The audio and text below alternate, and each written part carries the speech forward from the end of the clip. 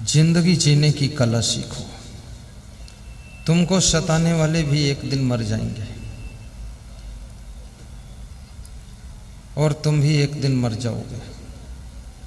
और जो किसी को फिजूल में सताता है तो बहुत बड़ा पाप कमा रहा है। अपनी ऊर्जा को दूसरों को दुख देने में मत खर्च करो, अपनी ऊर्जा को दूसरों को उठाने में खर्च करो। गिराना काम राक्षसों का है, उठाना काम भगवान का है। गिरे हुए को जो ऊपर उठाए उसे भगवान कहते हैं। किसी के काम जो आए उसे इंसान कहते हैं। अपनी गलतियां सुधारे उसे इंसान कहते हैं। पराया दर्द अपनाए उसे भगवान कहते हैं। और जो सत्संग सप्तरी जिले में कराए उन भक्तों को महान कहते हैं, उन भक्तों को महान कहते हैं। आज मैं मनसापुर गांव में गया था। हजारों लोगों की भीड़ इकट्ठी हो गई। आधा घंटे तक वो सब शोरगुल करते रहे, बड़ी खुशी में कुछ बोलते रहे। बड़ी मुश्किल से शांत हुए तो 10 मिनट प्रवचन सुनाया। तो मैंने पूछा शोरगुल क्यों कर रहे थे? बोल रहे पहली बार देखा हूँ आपको, टीवी में देखते थे तो आपस में हम खुशी की बातें करते थे, अब कब आओगे? तो उन्होंने न्योता दिया कि 2 दिन के लिए सत्संग मनसापुर में भी कीजिए। और मनसापुर वालों की मनसा है कि मनसापुर में आपका सत्संग होना चाहिए। जैसे राज बिराज में हो रहा है ऐसे मनसापुर में भी होना चाहिए। वहाँ के प्रवचन की मांग हुई। राज बिराज में भी प्रवचन की मांग हमारे श्री राम अवतार जी, ईंट भट्ठा वाले यादव जी, मेघा सिंह यादव जी, संतोष यादव, डॉक्टर दिलीप यादव, सुनीता यादव, इस परिवार की ओर से डिमांड है कि अगले वर्ष एक सत्संग हम अपनी फैमिली की ओर से आयोजित करेंगे। यहाँ का रास्ता भी भविष्य का खुल चुका है। दोबारा फिर आने का हमारा योग बनेगा। और सबके मन हम देख रहे हैं, इच्छा है कि साल में कम से कम 1-2 बार आना, सत्संग सुना करके जाना। हम लोग संसारी जीव हैं, मौका नहीं मिलता है। हम आपके पास नहीं आ सकते हैं, लेकिन आप तो साधु संत ठहरे, आपका तो कोई झंझट ही नहीं, आप तो आ सकते हो। और वास्तव में मेरे पास कोई झंझट नहीं है, न पत्नी है न पतना है, जो कुछ है सब इतना है।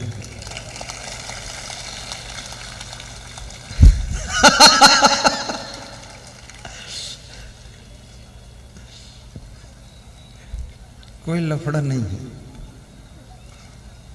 न बेटा है न बेटी है,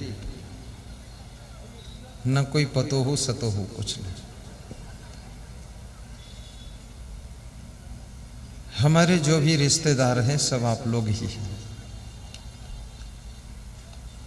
मेरा रिश्ता केवल भक्ति का रिश्ता है।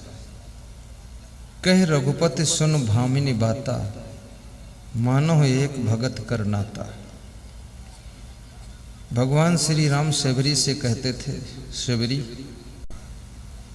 हमारा तुम्हारा रिश्ता केवल भक्ति का रिश्ता है और कोई रिश्ता नहीं, संसारी रिश्ता नहीं।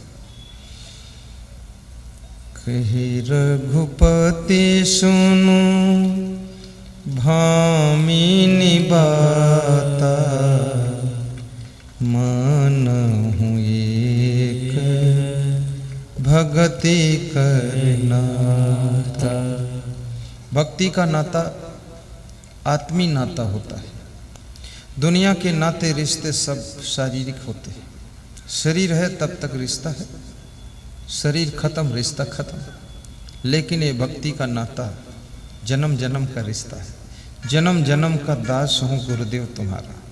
तुम सर्विस करो तो, बिजनेस करो तो, खेती बाड़ी करो तो, तुम नेपाल में पैदा हो तो, इंडिया में जन्म लो या कहीं जन्म लो, भक्ति का रिश्ता अगले जन्म तक भी चलता है।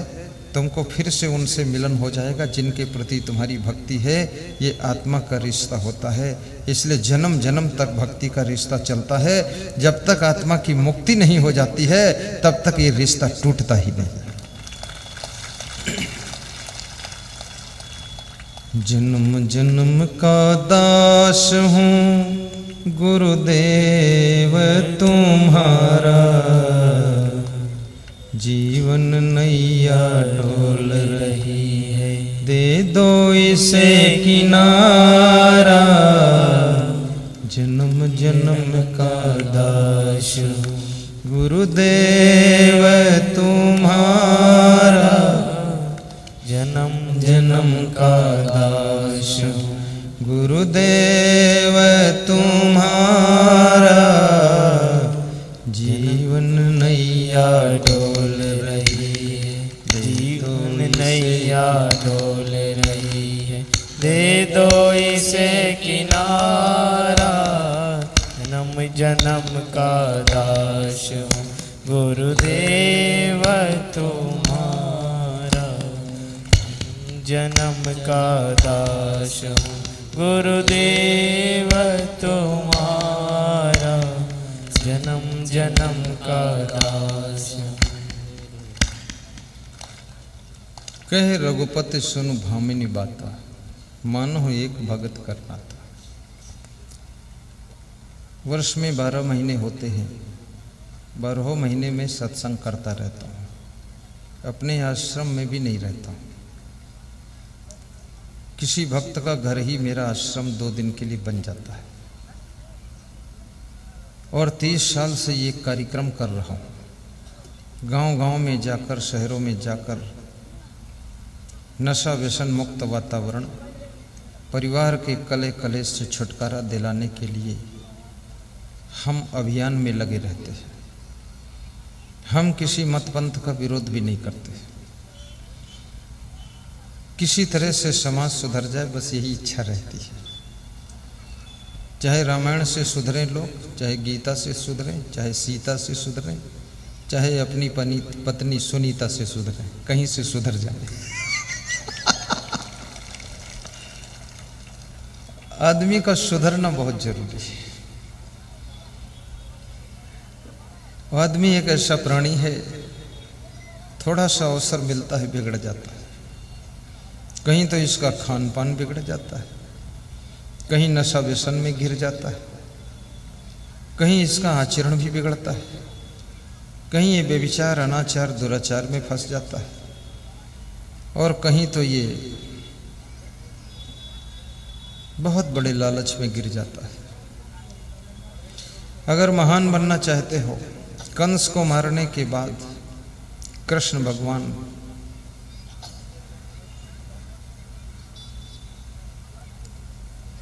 मथुरा की गादी पर नहीं बैठते हैं, कंस के पिता उग्रसेन को गादी पर बिठा देते हैं।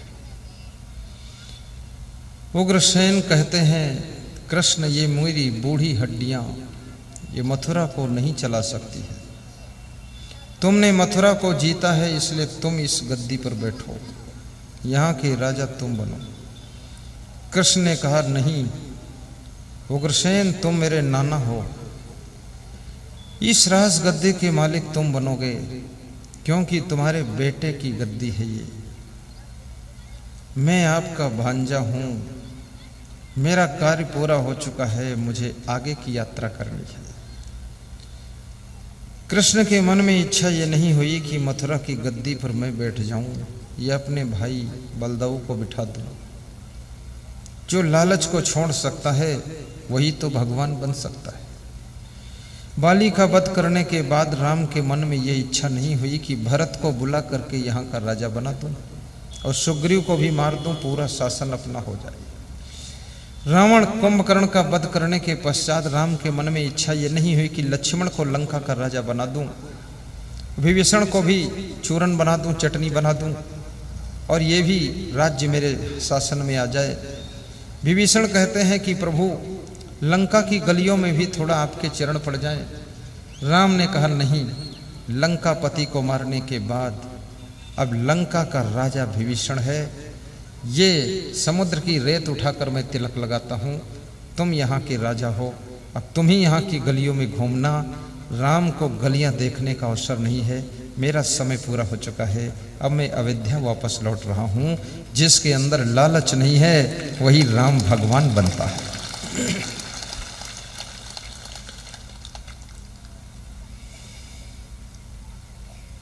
परिस्थितियों से तालमेल बिठाने की भी कोशिश कीजिए।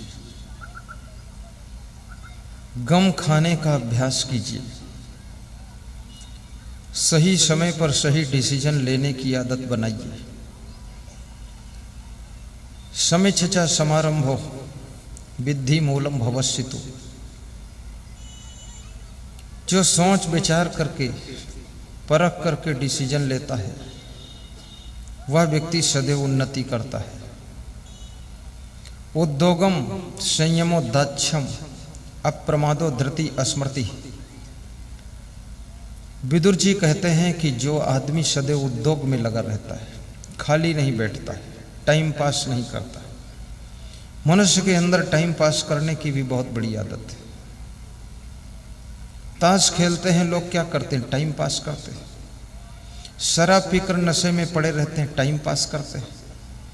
चार आदमी बैठकर गप मारते हैं, टाइम पास करते हैं। टाइम पास करने की आदत भी बड़ी खतरनाक आदत है। यदि 100 रुपये ज्यादा खर्च कर दोगे तो कल कमा सकते हो, लेकिन जो टाइम आप बर्बाद कर रहे हो ये कल वापस नहीं लौटा सकते हो। रुपये से भी कीमती टाइम होता है, इसलिए टाइम को बचाइए। धन की बचत करते हो तो तुमको लोग कहते हैं बड़ा समझदार है, धनवान आदमी है, लेकिन धन से कीमती टाइम है। टाइम की बचत करो और टाइम का सदुपयोग करो। आपकी घड़ी रुक सकती है लेकिन टाइम नहीं रुकता है। आपकी घड़ी सुई बंद कर सकती है लेकिन टाइम बंद नहीं होगा, आगे बढ़ जाएगा। अवसर बार बार नहीं मिलता है और हर मनुष्य को जिंदगी में अवसर एक बार जरूर मिलता है। उस अवसर को पहचान लोगे, चंद्र समय में चांद की ऊंचाइयों को छू लोगे। अवसर को पहचानिए। किसी नगर में चित्रों की प्रदर्शनी लगी हुई थी। एक आदमी चित्र खरीदने के लिए गया। बड़ी मजे की बात है, तो उसने देखा कि एक चित्र ऐसा लगा हुआ है जिसके पीछे पंख हैं और सामने चेहरे पर बाल लटके हुए। सामने से दिखता है आदमी का चेहरा और पीछे से दिखता कोई चिड़िया के पंख। उसने कहा, हद कर दी तुमने, ये कैसा विचित्र चित्र बना दिया तुमने। सामने से देखता हूं तो आदमी का चेहरा दिखता और उसके चेहरे पर बाल क्यों लटक रहे, और पीछे से चिड़िया के पंख लगे, तो चिड़िया, आदमी और चिड़िया एक साथ कैसे हो सकता है। तो चित्रकार ने कहा कि ये ना आदमी का चित्र है न चिड़िया का चित्र है, ये चित्र विचित्र है। ये चित्र अवसर का चित्र है, चांस का चित्र है, गोल्डन चांस का चित्र है। जब मनुष्य के सामने गोल्डन चांस आता है तो उसकी आंखों पर बाल लटके हुए हैं, अर्थात उसको अवसर दिखाई नहीं देता है। और जब बाल उठा करके अवसर को देखता है तब तक अवसर के पंख भी लगे हुए हैं, अवसर उड़ करके चला जाता है, आदमी के हाथ नहीं आता है। रोने धोने में भी जिंदगी मत गुजारिए। परिवार के कलह कलेश में भी आपकी प्रतिभा का हनन होगा। ये परिवार की उलझने, ये समाज के उत्पात खुराफात और ये शरीर की बीमारियां और ये तुम्हारे घर का कलह कलेश, ये तुमको आगे बढ़ने में बहुत बाधा डालता है। शरीर को स्वस्थ रखिए। परिवार में छोटी छोटी बातों को लेकर के विवाद मत कीजिए। कितने घरों में तो इतनी कलह कलेश है कि सुबह शाम दोनों मीटिंग झगड़ा होता है और पति पत्नी दोनों मल्ल युद्ध करते हैं। महाभारत छिड़ी रहती है। दोनों के अंदर सहन शक्ति नहीं है। शादी हुई थी सुख पाने के लिए, बाद को पता शादी हुई है युद्ध करने के लिए। लड़ते लड़ते जिंदगी बीत गई। पति वकील है और पत्नी वकील माइंड की है। पति एक तर्क करता है तो पत्नी 7 तर्क करती है, और तर्क जहां ज्यादा होता वहां नर्क भी ज्यादा होता है। इसलिए प्रेम में तर्क नहीं होता है, प्रेम में सुनना होता है। शांति से अपने पति की बात को भी सुनिए। अपनी पत्नी को तंग मत कीजिए। एक दूसरे के सुख का ध्यान रखिए। एकांत में बैठ करके अपनी गलतियों का आत्मावलोकन भी कीजिए कि मेरे अंदर क्या कमी है। कितना अच्छा मकान हो लेकिन मकान में रहने वाले लोग यदि अच्छे नहीं हैं, कितनी अच्छी गाड़ी हो, गाड़ी में बैठने वाले लोग अच्छे नहीं हैं, कितने अच्छे कपड़े हों पर कपड़े पहनने वाले लोग अच्छे नहीं हैं, कितनी अच्छी घड़ी हो, टाइम वो अच्छा बताती हो लेकिन टाइम का सदुपयोग करने वाले लोग अच्छे नहीं हैं, तो याद रखना ये सामान सुख नहीं दे सकता है, ये गाड़ियां, ये साड़ियां सुख नहीं दे सकती है। आपको सुख तभी मिलेगा जब खुद आप अच्छे बनोगे। सोने की लंका में रहने वाला रावण भी सुख नहीं पाता है। सोने की लंका में सोने वाली मंदोदरी हमेशा टेंशन में रहती है, क्योंकि उसका पति उल्टा पलटा काम करता है तो मंदोदरी को चिंता होती, मेरा पति कहीं मार डाला जाएगा तो मैं विधवा हो जाऊंगी। पतियों को बहुत सावधानी रखना चाहिए। और याद रखना भाइयों बहनों, समय और परिस्थिति को भी ध्यान दीजिए। कभी जिंदगी में दुख आए तो रोने के लिए मत बैठिए, क्योंकि कांटे और फूल दोनों साथ साथ रहते हैं। दुख के कांटे मंजूर कीजिए, इसका अर्थ है कि सुख के गुलाब खिलने वाले हैं।